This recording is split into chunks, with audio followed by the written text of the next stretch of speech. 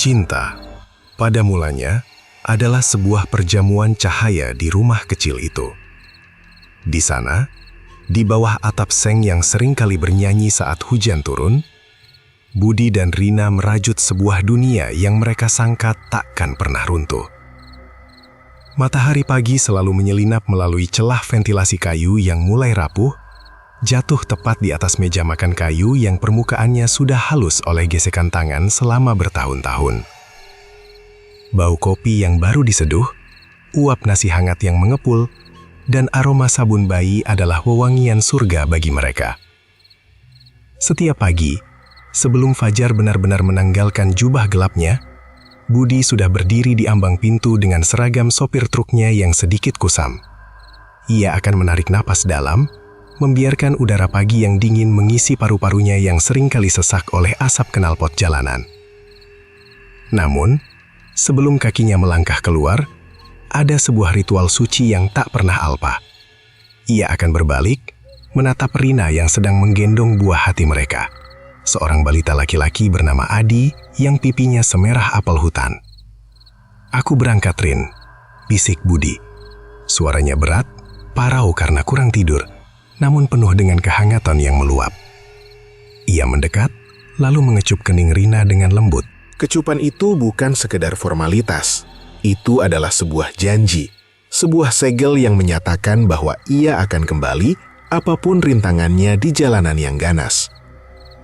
Rina akan tersenyum, sebuah senyuman yang sanggup meluluhkan es yang paling keras sekalipun.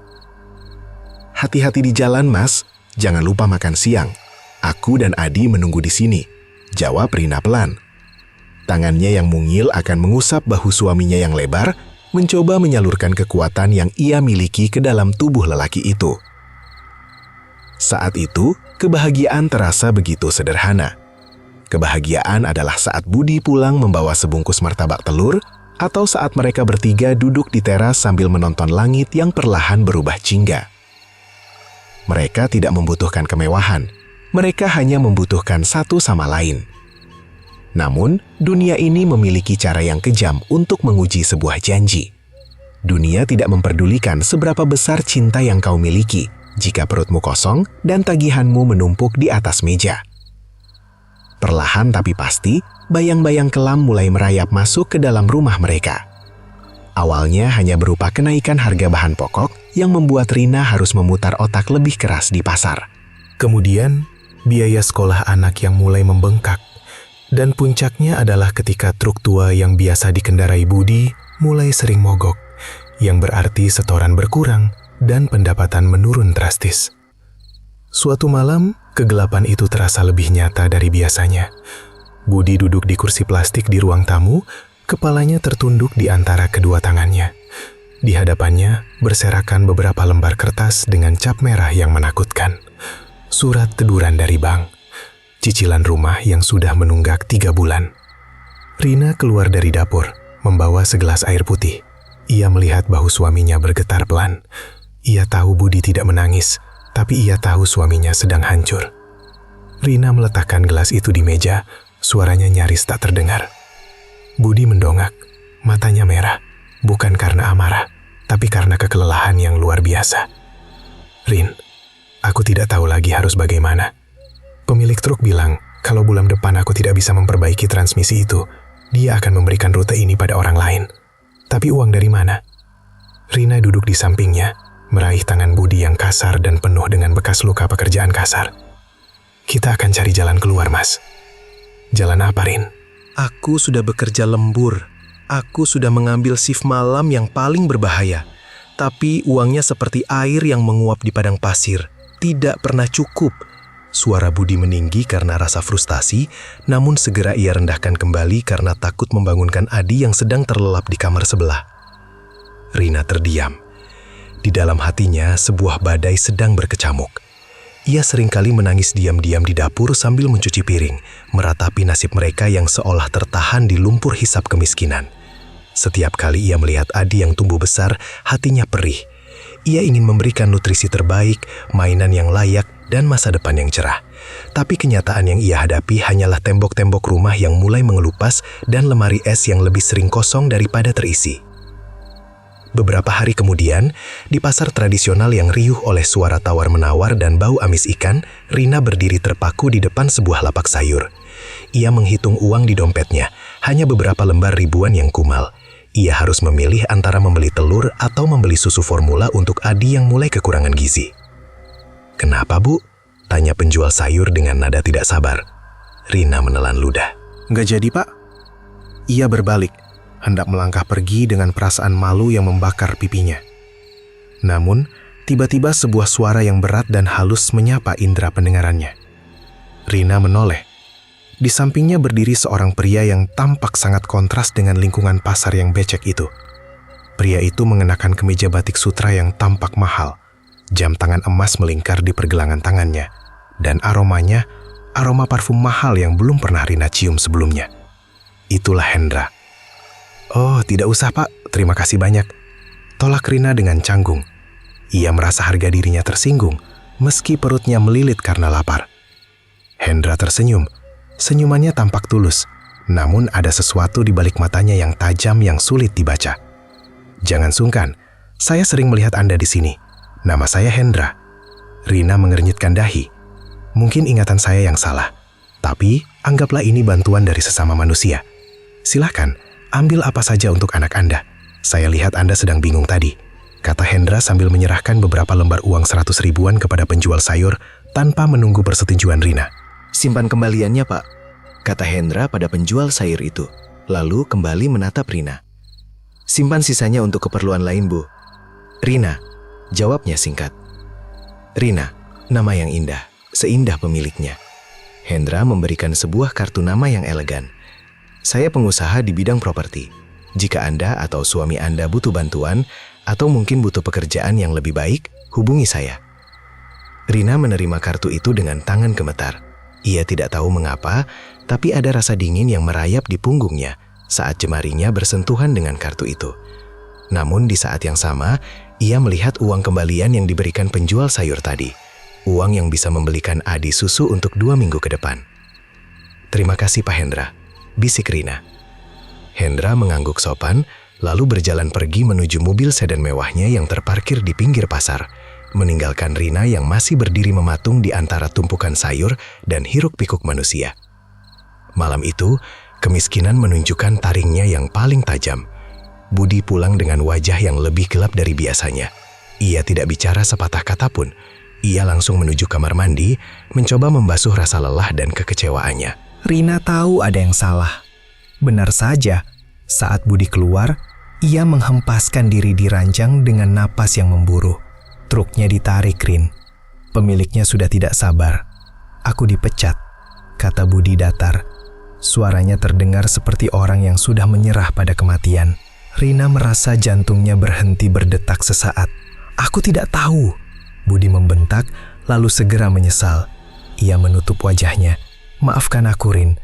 Aku gagal menjadi suami." Rina mendekat, memeluk suaminya dari belakang. "Shh, jangan bicara begitu." Namun, seolah takdir belum cukup menyiksa mereka, tiba-tiba lampu di rumah itu padam. Bukan pemadaman bergilir.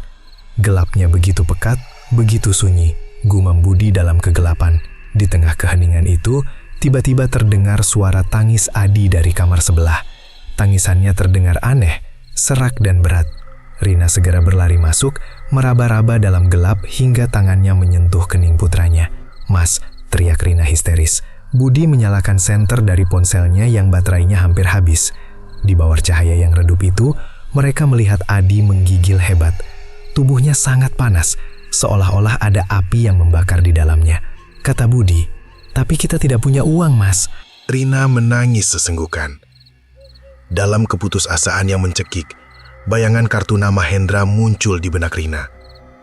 Kartu itu ada di kantong daster yang ia pakai. Ia merogohnya dengan jari yang bergetar. "Mas, aku punya teman. Dia orang kaya. Dia bilang bisa membantu jika kita butuh sesuatu," kata Rina dengan suara gemetar. Budi menatap istrinya dengan bingung di balik temaram cahaya senter. "Teman? Aku bertemu dengannya di pasar tadi. Dia memberi kartu namanya. Dia bilang dia pengusaha properti." Rina tidak sepenuhnya jujur tentang bagaimana mereka bertemu. Ia takut Budi akan marah atau merasa terhina. Budi ragu sejenak. Harga dirinya sebagai laki-laki memberontak. Meminta bantuan pada orang asing adalah hal terakhir yang ingin ia lakukan. Namun, saat ia mendengar suara Adi yang merintih kesakitan, harga dirinya luruh seketika. "Telepon dia, Rin," bisik Budi. Rina melangkah ke sudut ruangan, menekan nomor yang tertera di kartu itu. Jantungnya berdegup kencang, seolah-olah ia sedang melangkah masuk ke dalam sarang binatang buas. Suara di ujung telepon terdengar tenang, seolah-olah ia memang sudah menunggu panggilan itu. "Pak Hendra, ini saya, Rina." "Ah, Rina." Anak saya, dia demam tinggi. Listrik rumah saya diputus. Saya tidak tahu harus mengadu kemana. Rina mulai terisak. Ada jeda sejenak di seberang sana. Sebuah jeda yang terasa sangat lama dan penuh makna. "Tenanglah, Rina. Saya akan mengirimkan mobil saya ke alamat Anda sekarang juga. Saya akan mengurus semuanya. Berikan alamat Anda." Suara Hendra begitu lembut, begitu menenangkan, hingga Rina merasa seolah-olah beban di pundaknya sedikit terangkat. Malam itu, sebuah mobil hitam mewah berhenti di depan rumah mereka yang gelap. Seorang sopir berseragam membantu mereka membawa Adi ke rumah sakit swasta terbaik di kota. Semua biaya ditanggung oleh Hendra. Bahkan, esok paginya, listrik di rumah mereka kembali menyala. Budi merasa sangat bersyukur, sekaligus merasa sangat kerdil. Siapa orang ini, Rin? Rina hanya menunduk, tidak berani menatap mata suaminya. Dia orang baik, Mas. Namun, di dalam lubuk hatinya yang paling dalam, Rina tahu bahwa tidak ada yang gratis di dunia ini. Kebaikan Hendra adalah sebuah benang halus yang mulai melilit lehernya, perlahan dan tanpa suara. Minggu-minggu berikutnya, pertemuan antara Rina dan Hendra menjadi lebih sering. Awalnya, itu hanya alasan untuk mengucapkan terima kasih. Hendra akan mengajak Rina makan siang di restoran-restoran yang belum pernah Rina bayangkan sebelumnya. Di sana, di bawah lampu kristal yang berkilauan, Rina merasa seperti seorang putri, bukan lagi istri sopir truk yang bau keringat. "Kamu terlalu cantik untuk hidup menderita seperti ini, Rina," kata Hendra suatu sore, sambil menggenggam tangan Rina di atas meja yang dilapisi kain linen putih. Rina mencoba menarik tangannya, tapi ia merasa lemah. "Saya punya suami, Pak Hendra." Hendra terkekeh. Suara tawanya terdengar seperti gesekan sutra. "Cinta tidak bisa membeli susu untuk anakmu. Cinta tidak bisa memperbaiki truk yang rusak." Hendra mengeluarkan sebuah kotak kecil dari beludru merah. Di dalamnya, sebuah kalung berlian berkilau, menangkap cahaya lampu dan memantulkannya ke mata Rina yang haus akan keindahan. "Ini hanya kerikil bagi saya, Rina. Tapi bagi kamu, ini adalah awal dari kehidupan yang baru." Hendra berdiri, berjalan ke belakang Rina, dan memakaikan kalung itu di lehernya. Tangannya yang dingin menyentuh kulit leher Rina, mengirimkan sensasi aneh yang bercampur antara rasa takut dan gairah. Rina menatap bayangannya di cermin restoran. Kalung itu tampak sangat kontras dengan bajunya yang sederhana. Namun ia merasa berkuasa. Ia merasa dihargai. Sesuatu yang sudah lama hilang dari hidupnya, sejak kemiskinan mulai menggerogoti rumah tangganya. Bisik Rina malam itu, saat mereka berada di dalam mobil Hendra yang diparkir di sebuah tempat sepi di pinggir kota. Hendra menarik Rina ke dalam pelukannya. "Maka jangan jadi miskin lagi. Bersamaku, kamu akan mendapatkan segalanya. Budi, biarkan dia dengan dunianya yang kumuh. Dan di sana, di bawah naungan bayang-bayang malam, pengkhianatan pertama terjadi." Rina menyerahkan dirinya, bukan karena nafsu semata, tapi karena keputusasaan yang telah mengubah hatinya menjadi sesuatu yang gelap. Ia merasa seolah-olah ia sedang menukar jiwanya dengan kenyamanan. Dan pada saat itu, ia merasa pertukaran itu sepadan. 6 bulan berlalu bagaikan mimpi yang memabukkan sekaligus mengerikan. Rina hidup dalam 2 dunia. Di rumah, ia tetap menjadi istri yang tampak patuh, meski hatinya sudah tidak lagi di sana. Ia membawa uang pulang dengan alasan menang arisan atau mendapatkan bantuan dari yayasan sosial. Budi, yang kini bekerja sebagai kuli panggul di gudang karena belum mendapatkan pekerjaan sebagai sopir lagi, percaya begitu saja. Ia terlalu lelah untuk curiga, terlalu mencintai istrinya untuk berpikir buruk. Namun, di luar rumah, Rina adalah simpanan Hendra. Mereka bertemu di hotel-hotel pinggir kota, selalu memesan kamar dengan nomor ganjil. Karena Hendra adalah pria yang sangat percaya pada tahayul. Nomor ganjil membawa keberuntungan bagi hubungan kita, katanya seringkali. Rina mulai terbiasa dengan kemewahan. Ia memakai parfum mahal, pakaian bermerek yang ia sembunyikan di sebuah tas rahasia di bawah tempat tidur. Ia mulai sering pulang terlambat.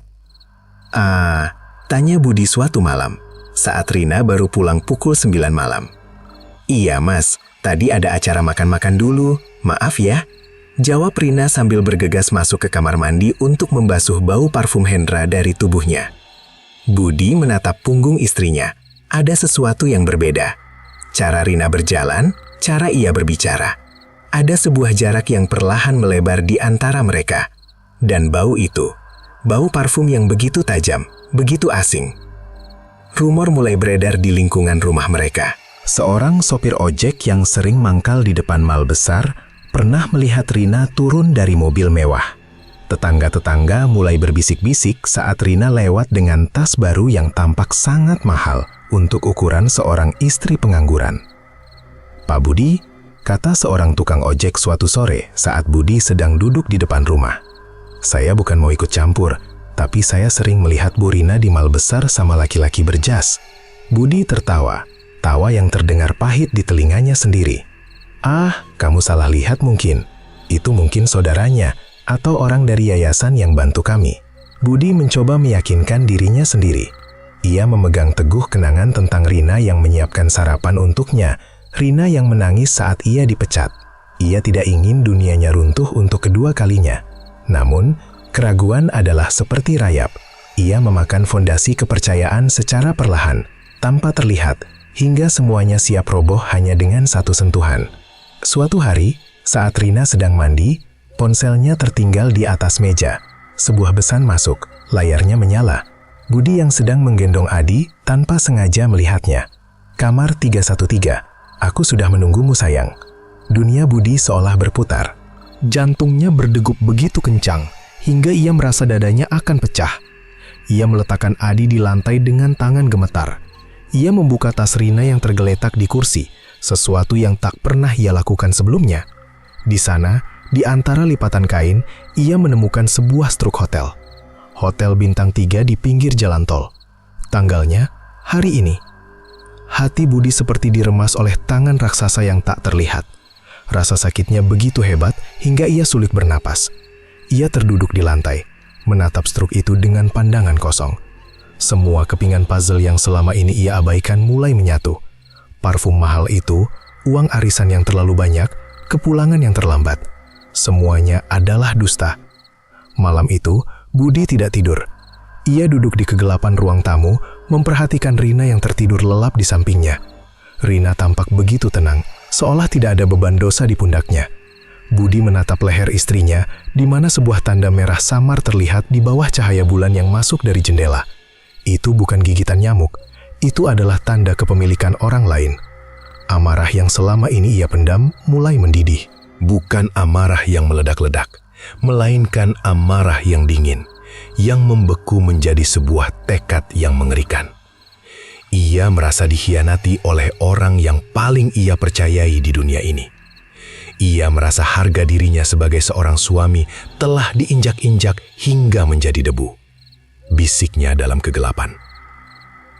Keesokan harinya, Budi menjalankan rencananya. Ia tidak pergi bekerja ke gudang. Ia menunggu di kejauhan, di atas motor bututnya yang berasap. Ia melihat Rina keluar rumah dengan pakaian terbaiknya. Tampak cantik, namun di mata Budi, kecantikan itu tampak menjijikan. Rina naik sebuah taksi. Budi mengikuti dari jarak jauh, seperti seekor predator yang sedang mengintai mangsanya. Dadanya bergemuruh setiap kali taksi itu berhenti di lampu merah. Ia merasa seolah-olah ia sedang menuju ke liang kuburnya sendiri. Taksi itu berhenti di sebuah hotel bintang 3 di pinggir jalan tol, persis seperti yang tertera di struk kemarin. Budi memarkir motornya di seberang jalan, bersembunyi di balik pohon besar.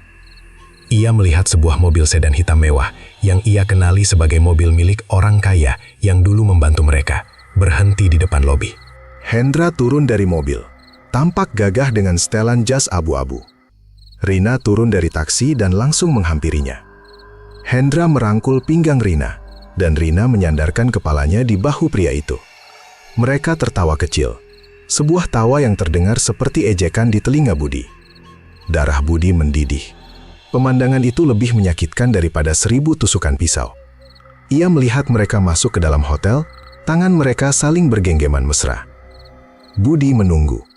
Ia menunggu di parkiran selama 2 jam. Tangannya meraba kantong jaketnya, di mana sebuah pisau dapur yang telah ia asah hingga tajam terselip di sana. Pisau itu dingin, sama dinginnya dengan hatinya saat ini. Ia melihat petugas keamanan hotel yang sedang asik merokok di pojok parkiran. Dengan gerakan cepat dan senyap, Budi menyelinap masuk lewat pintu belakang, dekat tempat pembuangan sampah. Ia masuk ke dalam lorong-lorong gelap yang hanya digunakan oleh karyawan. Ia menuju lobi melalui pintu samping, bersembunyi di balik pilar besar. Ia melihat daftar tamu yang sempat terbuka di meja resepsionis saat petugasnya sedang membelakangi meja. Ia mencari nama yang familiar atau nomor kamar yang ia lihat di pesan singkat kemarin. Budi menaiki tangga darurat. Ia tidak berani menggunakan lift karena takut bertemu dengan tamu lain atau terekam kamera CCTV. Setiap langkahnya terasa berat, seolah-olah ada beban ribuan ton yang bergantung di kakinya. Napasnya tersengal, bukan karena lelah, tapi karena adrenalin yang memuncak. Ia sampai di lantai 3. Lorong itu sunyi, dilapisi karpet merah tua yang meredam suara langkah kakinya. Ia berjalan menuju kamar 313. Pintu itu sedikit terbuka, mungkin karena petugas kebersihan baru saja keluar atau memang sengaja tidak dikunci rapat oleh penghuninya. Budi mendorong pintu itu pelan, sangat pelan. Di dalam kamar, lampu temaram memberikan suasana romantis yang memuakan. Bau parfum mahal dan bau tubuh manusia bercampur di udara. Budi melangkah masuk. Di atas ranjang besar dengan sprei putih bersih, ia melihat mereka. Rina dan Hendra sedang berpelukan. Pakaian mereka berserakan di lantai. Mereka tampak begitu asyik dengan dunia mereka sendiri, hingga tidak menyadari kehadiran maut yang sedang berdiri di ambang pintu. Budi tidak berteriak. Ia tidak mencaci maki. Keinginannya untuk bicara sudah hilang, digantikan oleh insting binatang buas yang sedang terluka. Ia menerjang. Pisau itu menebas leher Rina. Bukan sekali. Budi melakukannya 2 kali. Pada tebasan ketiga, ia melakukannya dengan sangat pelan. Sengaja membiarkan mata pisau itu mengiris kulit dan daging secara perlahan, agar Rina merasakan setiap detik penderitaan yang ia rasakan selama ini. Darah menyembur kemana-mana, ke dinding yang putih bersih, ke lampu meja, ke cermin besar di depan tempat tidur. Bau amis yang menyengat kini memenuhi ruangan. Rina tidak lagi menjerit. Ia hanya bisa terengah-engah. Matanya menatap langit-langit dengan pandangan yang perlahan meredup. Hingga akhirnya ia tak lagi bernapas. Budi berdiri di antara 2 mayat itu. Napasnya memburu. Dadanya naik turun dengan cepat. Ia melihat tangannya yang merah. Melihat pakaiannya yang basah oleh darah orang-orang yang dulu sangat ia cintai. Air matanya jatuh, bercampur dengan darah di pipinya. Ia tidak melarikan diri. Ia tidak mencoba menghilangkan jejak. Ia justru duduk di lantai, di samping ranjang, menunggu. Ia mengambil ponsel Rina yang tergeletak di nakas, lalu menelpon polisi. Datanglah ke hotel, kamar 313. Katanya datar saat operator menjawab. Setelah itu, ia hanya diam. Dingin. Dingin yang kurasakan saat ini bukanlah jenis dingin yang bisa diusir dengan selimut tebal atau dekapan hangat. Ini adalah dingin yang merayap dari ubin semen yang lembab, menembus pori-pori kulit, merambat melalui aliran darah, dan akhirnya membeku di sumsum tulang belakang. Aku duduk meringkuk di sudut sel isolasi ini, sebuah kotak beton sempit berukuran 2 kali 3 meter yang baunya seperti kombinasi antara kencing lama, lumut yang membusuk, dan sisa-sisa keputusasaan dari penghuni sebelum aku. Di pergelangan tanganku, bekas borgol masih meninggalkan jejak merah yang berdenyut. Namun, rasa sakit fisik itu tidak ada apa-apanya dibandingkan dengan beban yang menggelayut di dadaku. Di bawah kuku-kukuku, masih ada sisa kerak darah yang mengering. Darah yang kini menjadi satu-satunya kenang-kenangan fisik dari malam itu. Darah Rina, darah Hendra. Aku menatap tanganku sendiri di bawah temaram lampu kuning yang berkedip-kedip di langit-langit. Lampu itu berdengung, sebuah suara rendah yang konstan, seolah-olah ribuan lalat sedang berpesta di atas kepalaku. Setiap kali lampu itu berkedip, bayangan jeruji besi di lantai tampak bergerak, seperti jari-jari hitam yang mencoba menggapai kakiku. Mas. Suara itu lirih, sangat lirih, seperti desau angin yang melewati celah ventilasi kecil di atas sana. Aku memejamkan mata rapat-rapat. Jangan sekarang, bisikku dalam hati. Aku tersentak. Suara itu bukan lagi sekadar angin. Itu adalah suara Rina. Suara yang dulu menyambutku setiap sore dengan secangkir teh manis dan senyum yang membuat segala lelahku sebagai sopir truk menguap begitu saja. Aku memberanikan diri membuka mata dan di sanalah dia. Di sudut sel yang paling gelap, Rina berdiri. Dia tidak mengenakan daster kumal yang biasa dipakainya di rumah. Dia mengenakan gaun sutra tipis berwarna krem, gaun yang aku tahu dibelikan oleh Hendra. Gaun itu kini sudah tidak lagi krem. Bagian dadanya hingga ke bawah basah kuyup oleh cairan merah kehitaman yang masih tampak segar. Namun yang paling mengerikan adalah lehernya. Luka sayatan yang kubuat dengan pisau dapur itu menganga lebar, seperti mulut kedua yang mencoba bicara namun hanya mengeluarkan cairan kental. Kulit di sekitar luka itu pucat pasi, hampir transparan, memperlihatkan jaringan otot yang hancur. Kepalanya miring ke satu sisi dengan sudut yang tidak wajar, seolah-olah tulang lehernya sudah tak mampu lagi menopang beban penyesalan. "Perkirin!" teriakku, suaraku pecah dan serak. Aku memukul kepalaku sendiri ke tembok beton. Duk, Rasa sakit itu nyata, tapi bayangan Rina tetap di sana. "Kenapa, Mas?" Rina melangkah maju. Tidak ada suara langkah kaki. Dia seolah meluncur di atas lantai yang kotor. "Aku hanya ingin kita hidup layak. Aku hanya ingin anak kita bisa makan enak, Mas." "Kamu berzina, Rina. Kamu mengkhianatiku di kamar hotel itu," raungku. Air mata mulai mengalir, membasahi pipiku yang kotor. Rina berhenti tepat di depanku.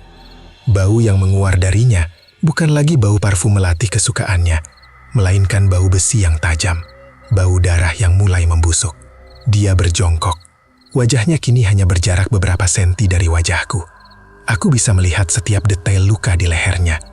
Aku bisa melihat pembuluh darah yang putus. "Aku melakukan itu karena kamu gagal, Mas," bisiknya dingin.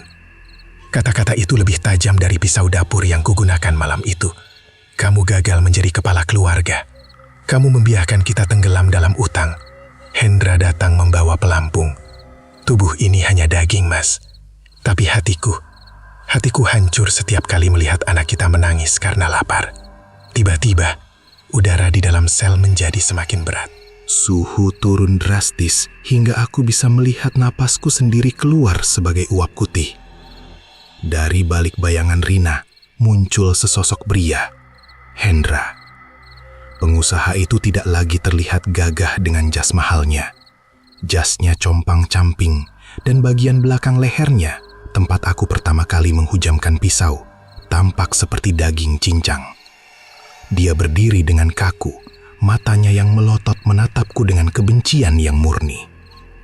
Suara Hendra terdengar seperti orang yang sedang berkumur dengan air. "Kau hanya seorang pembunuh rendahan."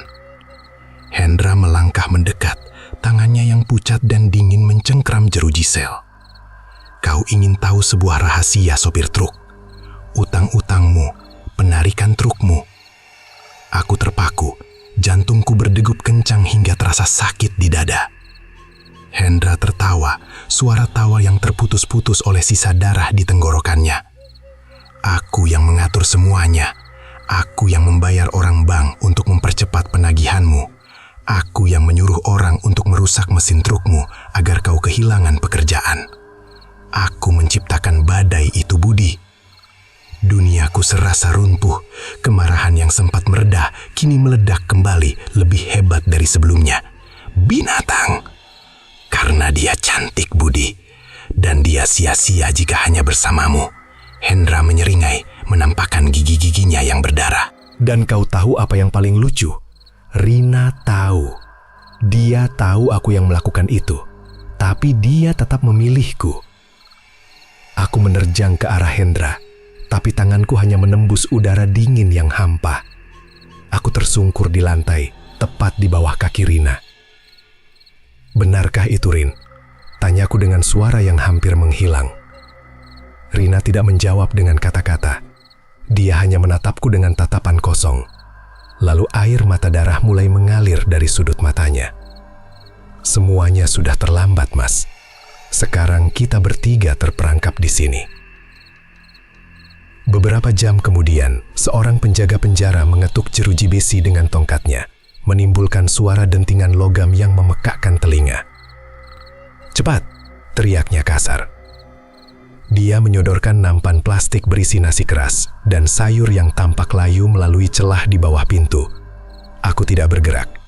Aku masih duduk di posisi yang sama, menatap pojok sel yang sekarang sudah kosong. Tapi aku tahu mereka tidak pergi. Mereka hanya bersembunyi di balik kegelapan, menunggu lampu berkedip lagi. Penjaga itu, seorang pria paruh baya dengan perut buncit bernama Pak Joko, menatapku dengan iba. Dia sudah sering melihat orang-orang sepertiku. Mereka yang masuk dengan kemarahan dan perlahan-lahan hancur oleh rasa bersalah. "Makanlah, Budi. Kamu butuh tenaga untuk persidangan minggu depan," kata Pak Joko dengan suara yang sedikit lebih lembut. Aku menatapnya. Pak Joko menghela napas panjang. Dia mengeluarkan sebungkus rokok, menyalakannya, dan menghembuskan asap ke arah langit-langit yang kusam. Di tempat ini, Budi, setiap orang membawa tamu mereka masing-masing. Ada yang membawa istri yang mereka hianati. Ada yang membawa musuh yang mereka bunuh. Mereka tidak mau pergi, Pak. Pak Joko bersandar di jeruji. Mungkin karena kamu memang belum menerima kenyataan itu. Kamu membunuh mereka untuk menghentikan rasa sakitmu. Tapi, lihat sekarang. Hendra yang mengatur utang-utangku, Pak. Dia yang menghancurkan hidupku, kataku, mencoba mencari pembenaran atas tindakan biadabku. Pak Joko berdiam sejenak. Mata tuanya menatapku dalam-dalam. Kalaupun itu benar, Budi, apakah dengan membunuh mereka utangmu lunas? Apakah trukmu kembali? Apakah istrimu kembali menjadi wanita suci di matamu? Tidak. Dia kemudian melangkah pergi, meninggalkan bau asap rokok yang bercampur dengan bau kematian di dalam selku. Malam itu, hujan turun dengan sangat deras.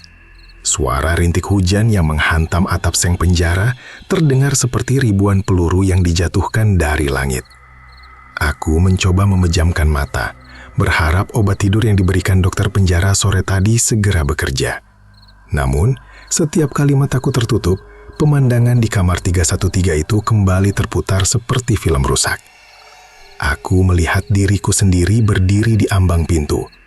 Aku melihat tangan Hendra yang meraba paha Rina. Aku melihat tawa Rina yang terdengar begitu bahagia. Kebahagiaan yang tidak pernah kulihat selama 3 tahun terakhir kami hidup dalam kemiskinan. Suara pisau yang mengiris daging itu kembali bergema di telingaku. Aku bisa merasakan sensasi hangat darah yang menyembur ke wajahku. Aku ingat betapa nikmatnya rasa dendam itu saat pertama kali pisau itu menembus kulit. Rasanya seperti sebuah katarsis, seperti beban bertonton yang diangkat dari bahuku. Tapi kenikmatan itu hanya bertahan beberapa detik. Sisanya adalah horor yang tak berujung. Mas Budi. Aku membuka mata. Rina kini tidak lagi berdiri. Dia merangkak di atas lantai, menyeret tubuhnya yang kaku.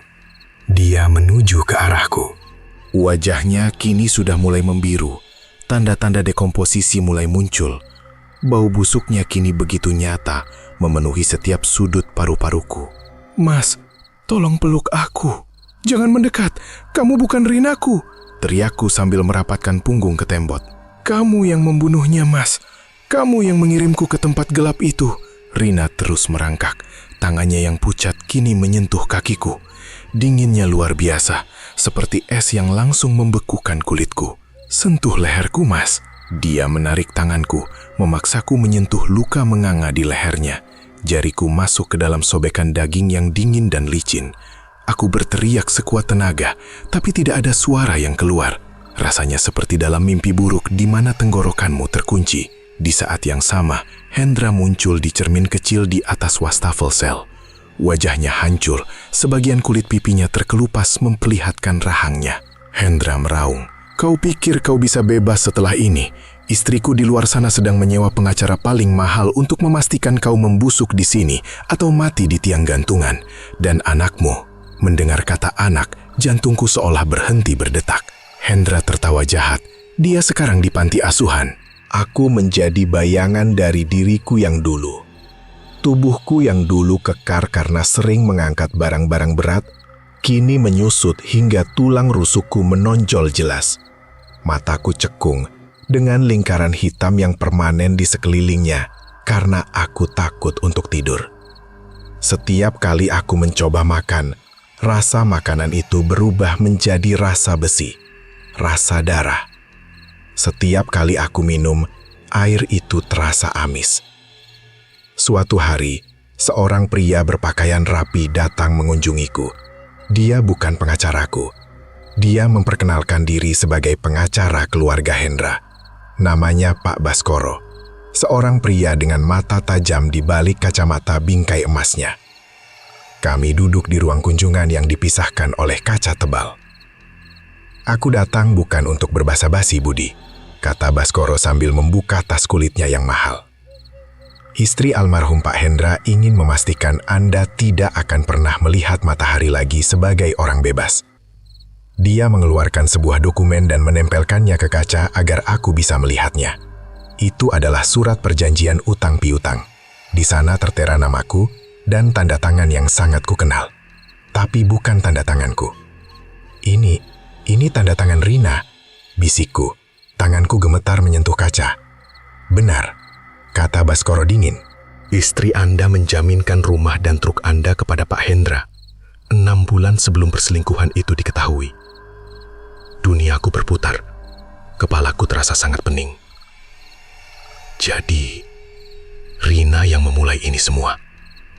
Pak Hendra memang bukan orang suci, lanjut Baskoro. Tapi istrimu adalah pemain yang lebih lihai.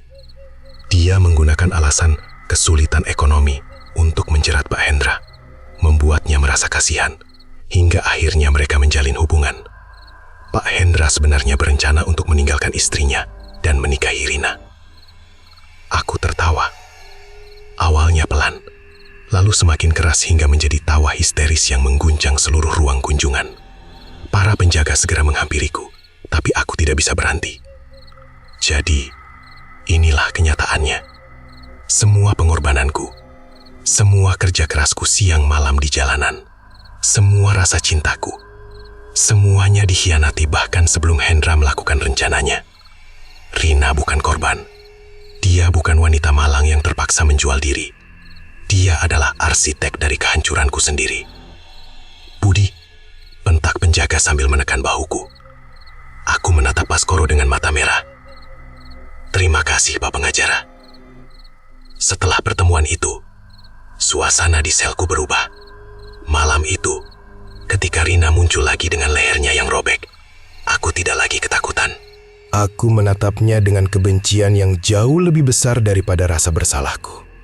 Kataku pelan, duduk di ranjang besi sambil menatapnya. Rina tampak terkejut. Bayangannya sedikit memudar, seolah-olah kekuatannya berkurang saat aku tidak lagi merasa takut. Mas, aku tahu tentang surat itu. Aku tahu kamu yang menjual rumah kita. Aku tahu kamu yang merencanakan semua ini agar kamu bisa hidup mewah dengan Hendra. Wajah Rina yang tadinya sedih dan memelas, perlahan berubah. Kulit pucatnya mengencang, dan matanya yang tadinya penuh air mata darah, kini berkilat merah. Dia berhenti merangkak dan berdiri tegak, meskipun lehernya masih menganga. Suaranya kini berubah menjadi parau dan berat, bukan lagi suara manusia. Kamu memang miskin, Budi. Kamu membosankan. Kamu hanya tahu cara mengemudi dan tidur. Hendra memberiku dunia yang tidak pernah bisa kamu berikan. Kamu sudah hancur sejak lahir, Budi. Rina menerjang. Wajahnya berubah menjadi tengkorak yang mengerikan tepat di depan mataku. Aku tidak mundur. Aku justru maju dan mencoba mencekik bayangan itu, meskipun tanganku hanya merasakan udara dingin yang menusuk. Pergi ke neraka, Rina. Kau sudah di sana, kan? Pertengkaran itu pecah di dalam sel yang sempit. Aku berteriak-teriak, memaki-maki bayangan yang hanya bisa kulihat sendiri. Bagi penjaga yang melihat lewat CCTV, aku tampak seperti orang gila yang sedang berkelahi dengan udara.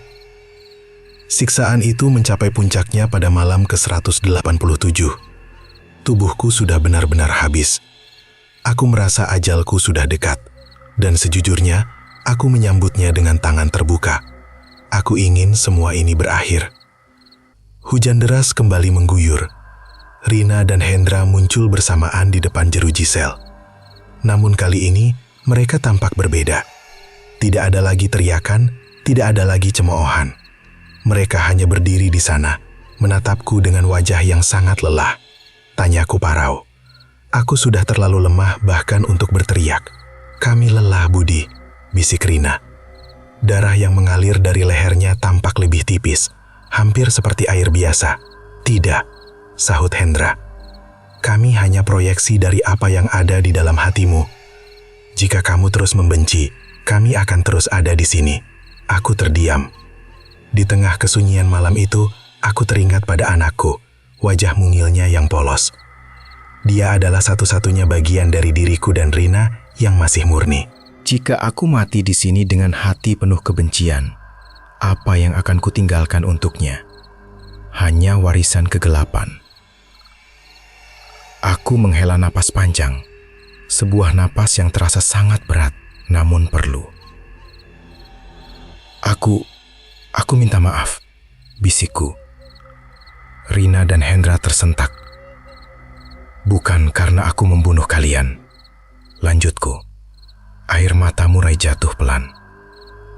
Aku minta maaf karena aku tidak cukup kuat untuk menjadi pria yang bisa kalian hormati.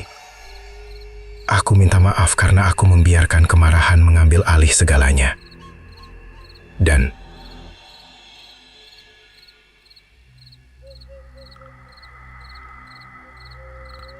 kata-kata itu terasa aneh di lidahku. Sulit untuk diucapkan. Namun begitu kata-kata itu keluar, ada sesuatu yang pecah di dalam dadaku. Seperti bendungan yang runtuh, melepaskan aliran emosi yang selama ini tersumbat.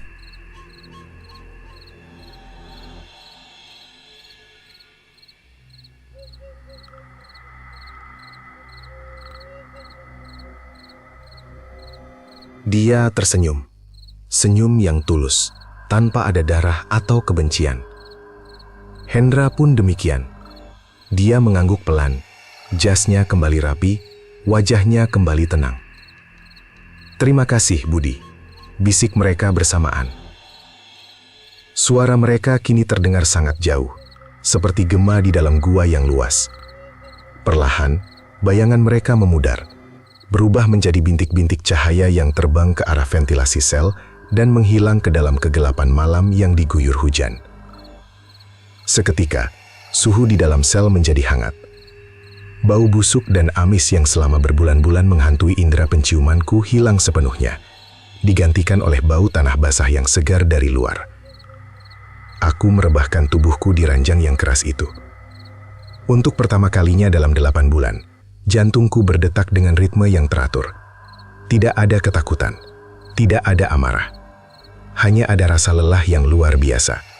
Lelah yang membawa kedamaian. Aku menutup mataku. Dan malam itu, aku tidak bermimpi tentang darah.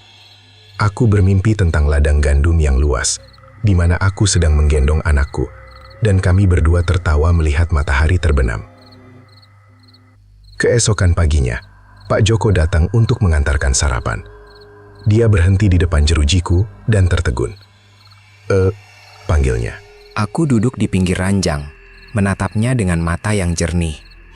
Tidak ada lagi bayangan hitam di bawah mataku.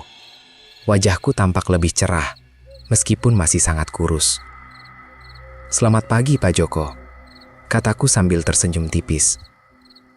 Pak Joko tampak tidak percaya. Dia membuka pintu sel dan masuk, meletakkan nampan makanan di meja kecil. Dia menatap ke sekeliling sel, lalu kembali menatapku. "Mereka?" "Sudah, Pak." Pak Joko mengangguk-angguk. Seulas senyum muncul di wajah tuanya yang berkerut. "Baguslah." Sejak hari itu, aku menjadi narapidana yang paling tenang di penjara ini. Aku menjalani setiap harinya dengan penuh syukur. Aku bekerja di perpustakaan penjara, membaca buku-buku yang memberiku pemahaman baru tentang hidup dan pengampunan. Aku tahu, aku tetaplah seorang pembunuh di mata hukum. Aku tetap harus menjalani sisa hidupku di balik tembok ini. Tapi aku tidak lagi merasa terpenjara. Aku bebas di dalam sini, karena aku telah berdamai dengan masa laluku.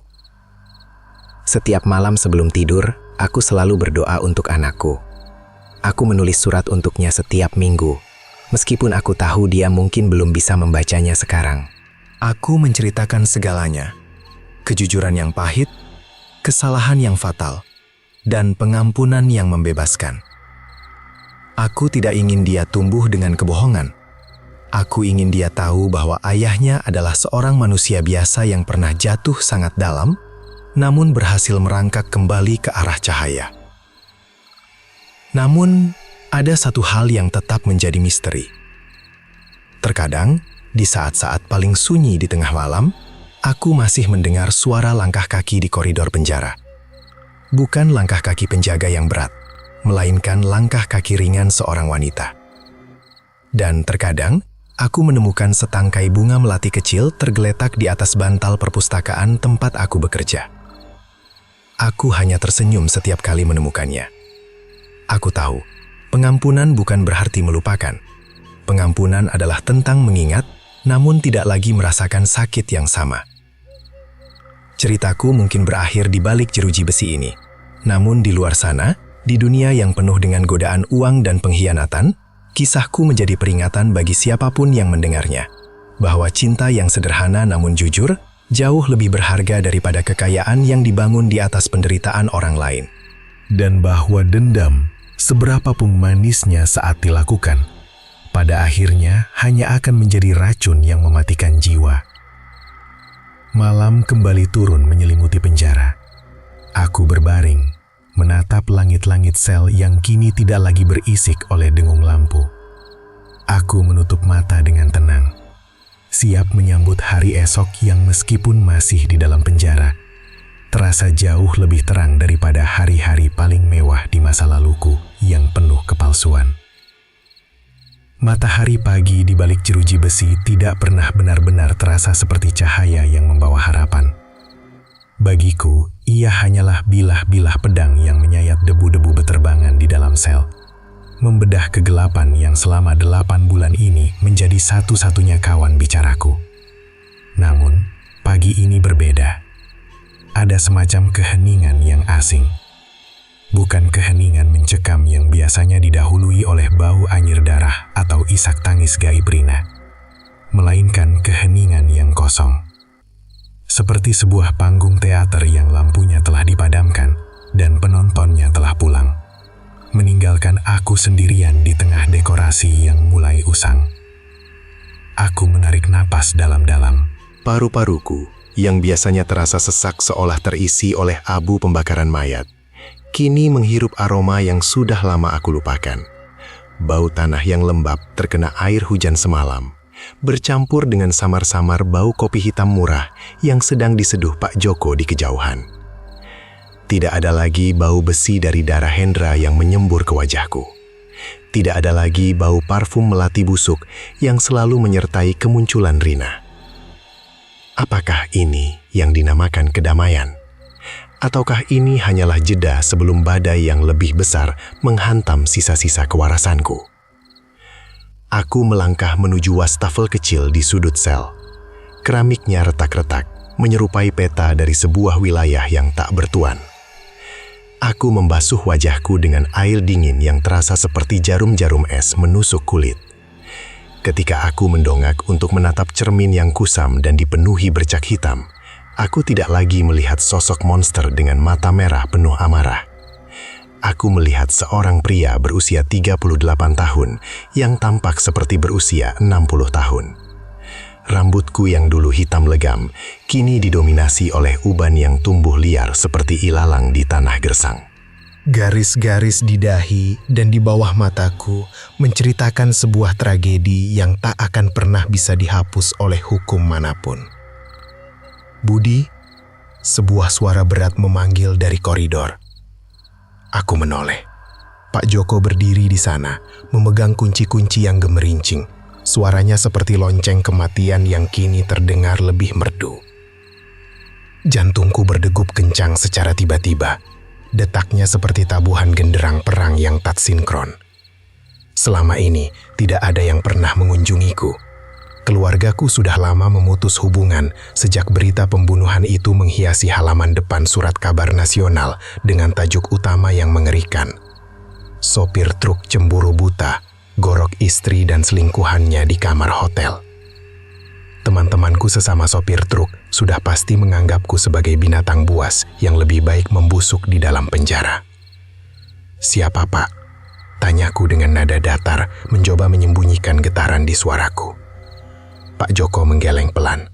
Wajah tuanya yang penuh keriput menunjukkan ekspresi yang sulit diartikan, antara kasihan dan waspada. "Bukan, seorang wanita." Wanita. Pikiranku langsung melayang pada sosok Rina, namun itu mustahil. Rina sudah menjadi abu dan arwahnya sudah pergi semalam setelah aku memberikan maaf yang paling pahit dalam hidupku. Siapa lagi wanita yang mau mengotori kakinya di lantai penjara yang dingin ini hanya untuk melihat seorang pembunuh? Aku mengikuti Pak Joko menyusuri koridor panjang yang lembab. Langkah kakiku yang hanya beralaskan sandal jepit karet menciptakan gema yang konsisten, seolah-olah lantai semen ini sedang mencatat setiap jejak dosaku. Kami melewati beberapa sel lain. Di dalamnya, kulihat wajah-wajah yang penuh dengan keputusasaan. Manusia-manusia yang telah dilupakan oleh dunia luar, sama sepertiku. Ruang kunjungan itu dipisahkan oleh kaca tebal yang buram dan penuh goresan. Di balik kaca itu, duduk seorang wanita yang mengenakan pakaian hitam serba tertutup. Kerudungnya menutupi sebagian wajahnya, namun matanya yang tajam dan sembab terlihat jelas. Ketika aku duduk di kursi besi di hadapannya dan mengangkat gagang telepon komunikasi, tanganku gemetar. Wanita itu menatapku lama. Tatapannya tidak mengandung kemarahan yang meluap-luap, melainkan sesuatu yang jauh lebih menyakitkan, kehampaan yang dalam. "Kenapa?" tanyaku pelan. Suaraku parau, seperti gesekan amplas pada kayu. Wanita itu perlahan membuka cadar tipis yang menutupi bagian bawah wajahnya. Aku tersentak. Wajah itu, aku mengenalnya dari foto-foto di dompet Hendra yang sempat kulihat di hotel maut itu. "Nama saya Maya," katanya dengan suara yang tenang namun dingin seperti angin kutub. Duniaku seolah berputar. Ruangan itu tiba-tiba terasa sangat sempit. Seakan-akan dinding-dindingnya mulai bergerak maju untuk menghimpitku. Aku ingin meletakkan telepon itu, bangkit, dan lari kembali ke kegelapan selku. Namun, matanya mengunci pergerakanku. Ada kekuatan yang aneh di balik kesedihannya. "Saya tidak datang untuk mengutuk Anda, Budi," lanjut Maya. Jari-jarinya yang mengenakan cincin emas, mungkin sisa kekayaan Hendra, bermain-main dengan ujung kabel telepon. "Tuhan sudah memberikan hukuman yang cukup berat untuk Anda di tempat ini. Dan suami saya." Aku menelan ludah yang terasa pahit. "Lalu kenapa Anda di sini? Ingin meludahi wajah saya? Silahkan." Maya tersenyum kecil, sebuah senyuman yang lebih mirip dengan seringai penuh kepahitan. Anda pikir pembunuhan itu hanyalah tentang berselingkuhan yang sederhana. Kalimat itu menusukku tepat di ulu hati. Kenangan malam itu kembali berputar seperti film rusak di kepalaku. Teriakan Rina, bau darah yang menyembur, dan bagaimana dia memohon ampun sambil memegang lehernya yang robek. Tanyaku, kini dengan nada yang lebih mendesak. Maya mengeluarkan sebuah amplop coklat besar dari tasnya dan menempelkannya ke kaca, seolah-olah dia ingin aku membaca isi pikirannya melalui kertas itu. Hendra bukan pengusaha yang dermawan, Budi. Dia adalah serigala berbaju domba. Dia mengincar rumah Anda sejak bank mulai mengirimkan surat penyitaan. Dia yang mengatur agar cicilan Anda macet. Napas melambat. Aku teringat bagaimana Rina menangis setiap malam memandangi tumpukan surat tagihan. Aku teringat betapa frustrasinya aku karena gaji sopir trukku selalu habis hanya untuk membayar bunga tanpa pernah menyentuh pokok utang. Bisikku, karena dia ingin tanah tempat rumah Anda berdiri. Jawab Maya. Suaranya kini bergetar karena amarah yang mulai merembes keluar. Tanah itu akan menjadi jalur akses utama untuk proyek mal barunya. Dia mendekati Rina bukan karena cinta, tapi karena dia tahu Rina adalah titik lemah Anda. Dia mengintimidasi Rina. Dia mengancam akan menjebloskan Anda ke penjara karena tuduhan penggelapan barang kiriman truk jika Rina tidak mau bekerja sama. Rina tidak berselingkuh karena nafsu, Budi. Gagang telepon di tanganku hampir saja jatuh.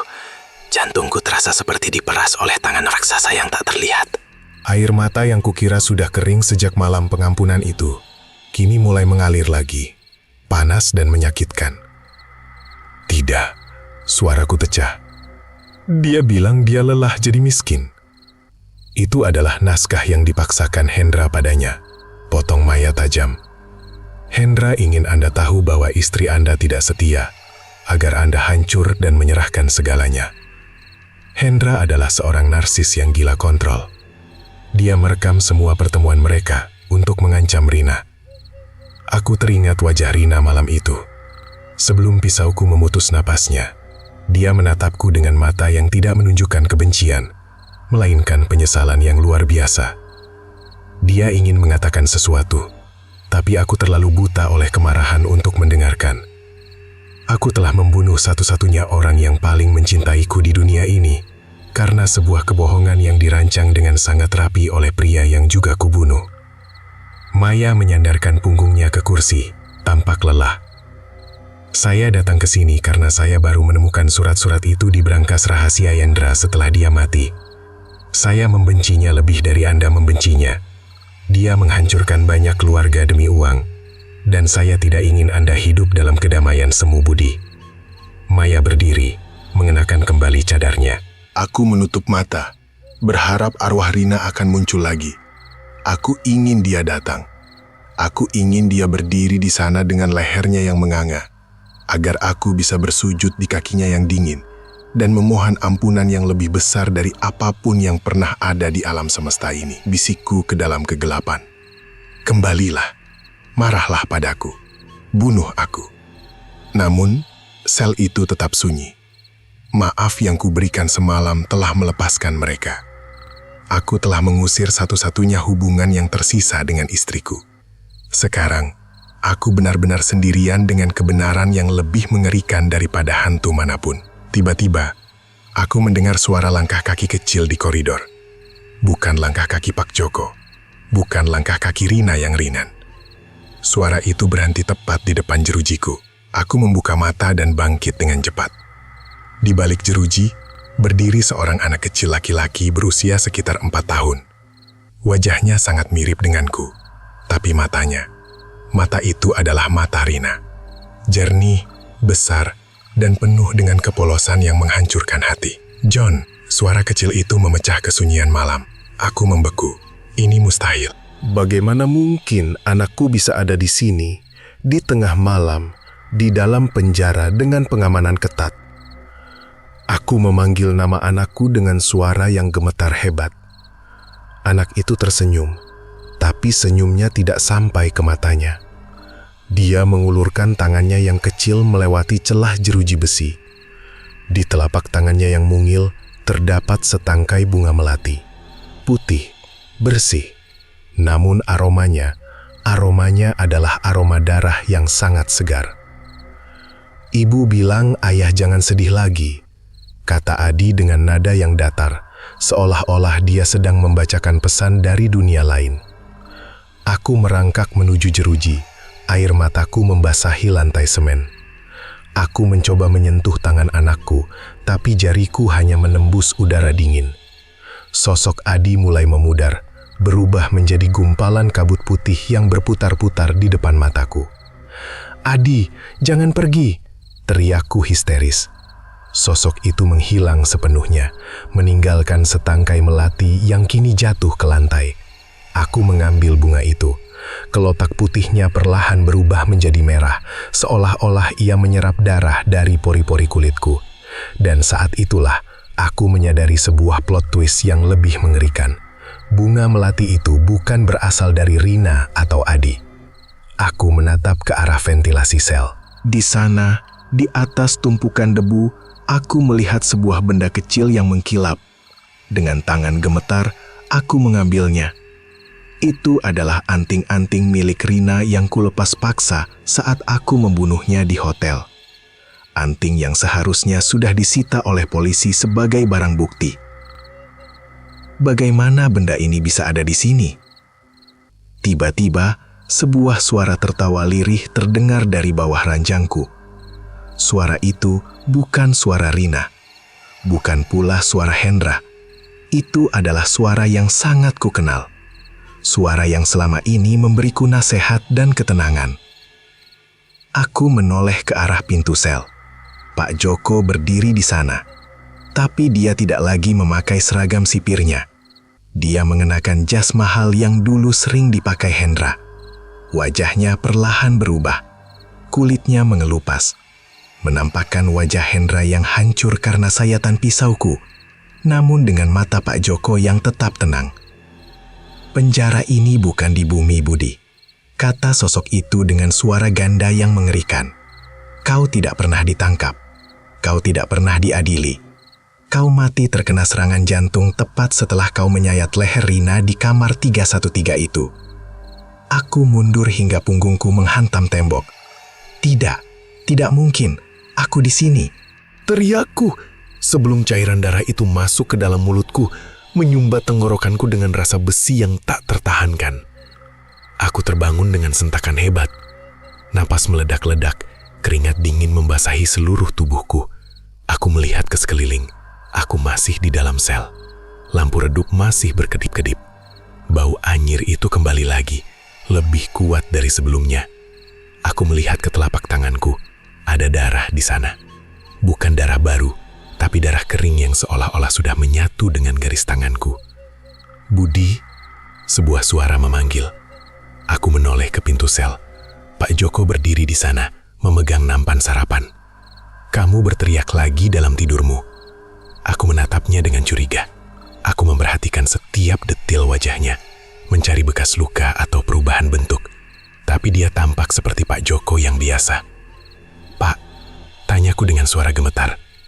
Pak Joko menghela napas panjang, tatapannya penuh simpati. "Ini hari pertama kamu di sini, Budi. Kamu baru saja tiba tadi malam setelah putusan hakim." "Hari pertama, tapi aku merasa sudah berada di sini selama 8 bulan. Aku merasa sudah melewati malam pengampunan itu semalam. Tapi, Rina, Hendra," kataku terbata-bata. Pak Joko menggeleng pelan. Dia meletakkan nampan itu dan mendekat ke jeruji. "Itu hanya pikiranmu, Budi. Penjara ini memang dingin, dan rasa bersalah bisa memainkan trik yang kejam pada otak manusia. Kamu harus kuat. Perjalananmu masih panjang." Dia berbalik dan pergi. Gemerincing kuncinya terdengar sama persis dengan yang kudengar dalam mimpiku. Atau apapun itu. Aku tertuduk di lantai, menatap nampan makanan itu. Di samping piring nasi cadong yang hambar, terdapat sesuatu yang membuat jantungku berhenti berdetak. Setangkai bunga melati, putih, segar, dan aromanya memenuhi seluruh sel. Aku tidak tahu mana yang lebih mengerikan. Kenyataan bahwa aku mungkin sudah gila, atau kenyataan bahwa nerakaku baru saja dimulai, dan ia akan mengulangi dirinya sendiri. Lagi, dan lagi. Hingga waktu kehilangan maknanya. Aku mengambil bunga itu. Dan saat kelopaknya menyentuh kulitku, aku mendengar bisikan lembut di telingaku. Bisikan Rina, "Selamat datang di rumah." "Sayang," aku berteriak. Tapi tidak ada suara yang keluar. Hanya ada kegelapan yang mulai merayap naik dari lantai sel. Menelan kakiku, menelan tubuhku, hingga aku kembali menjadi bagian dari bayang-bayang yang tak akan pernah bisa melihat cahaya lagi. Di luar sana, hujan mulai turun. Suaranya di atas atap seng penjara terdengar seperti ribuan jari yang mengetuk, mencoba masuk, atau mungkin mencoba memberitahuku bahwa di dunia ini, beberapa dosa memang tidak diciptakan untuk dimaafkan, baik oleh Tuhan maupun oleh hantu-hantu yang kita ciptakan sendiri. Kisah Budi terus berlanjut dalam lingkaran setan yang tak berujung. Setiap hari adalah hari pertama, dan setiap malam adalah malam penghakiman. Di penjara yang tak bernama itu, waktu adalah musuh, dan ingatan adalah algojo yang paling kejam. Dan bagi mereka yang mendengarkan, ingatlah ini. Pengkhianatan mungkin dimulai dari utang kecil, tapi harganya adalah keabadian dalam penyesalan yang tak pernah menemui titik akhir.